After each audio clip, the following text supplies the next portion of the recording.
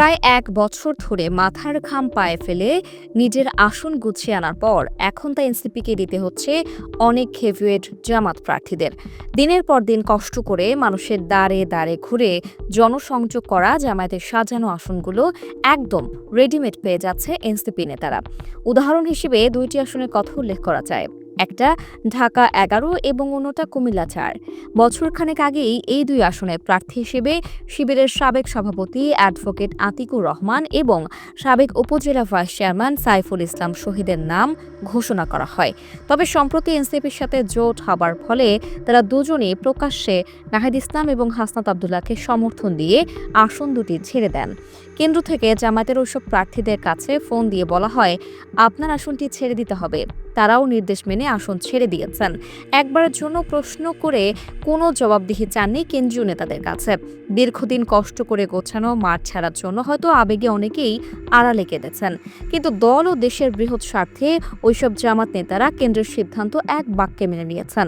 অন্য সব রাজনৈতিক দলে এরকম সাংগঠনিক শৃঙ্খলা দেখা যায় না, বরং তাদের বেশিরভাগ নেতা নমিনেশন না পেয়ে বিদ্রোহী প্রার্থী হবার ঘোষণা দেয়।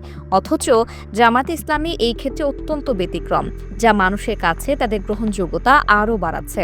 ঢাকা ১১ আসনের এক ভোটার সম্প্রতি বলেছেন, এই আসনে জামায়াতের প্রার্থী শিবিরের সাবেক সভাপতি অ্যাডভোকেট আতিক ভাইকে দেখেছি কি পরিমাণ পরিশ্রম করে গত ১ বছরে গুছিয়ে নিয়েছিলেন আসনটি। এনসিপির সাথে জোট না হয়ে আলাদা নির্বাচন করলে আমার বিশ্বাস নাহিদ ইসলাম আতিক ভাইয়ের ৩ ভাগের ১ ভাগ ভোটও পেত না।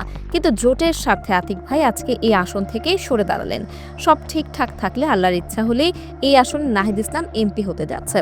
অন্যদিকে হাসনাত আবদুল্লাহকে আসন ছেড়ে দেওয়া জামাত নেতা সাইফুল ইসলাম শহীদ উপজেলা ভাইস চেয়ারম্যান নির্বাচিত হয়েছিলেন বিপুল ভোটে। এরপরেও বৃহত্তর স্বার্থে ত্যাগ স্বীকার করছেন আসন ছেড়ে দিয়ে। এলাকায় তার বড় ভোট ব্যাংক আছে, অথচ তিনি কেন্দ্রের এক নির্দেশে হাসনাত আবদুল্লাহকে আসন ছেড়ে দিয়ে বলেছেন, আল্লাহ যেন দিন কায়েমের পথে আমৃত্যু টিকে থাকার তৌফিক দান করেন। শুধুমাত্র এই দুই আসনেই নয়, এরকম অন্তত ৫০ থেকে ৬০টা গুরুত্বপূর্ণ আসন যেখানে ১ বছর ধরে জামাত প্রার্থীরা অনেক কষ্ট করে আয়ত্তে এনেছিল, সেগুলো জোট সঙ্গীকে ছেড়ে দিতে হচ্ছে। এখন দেখার বিষয়, আগামী নির্বাচনে জামাতের এই স্যাক্রিফাইস কোনো ভালো ফলাফল বয়ে আনতে পারে কিনা।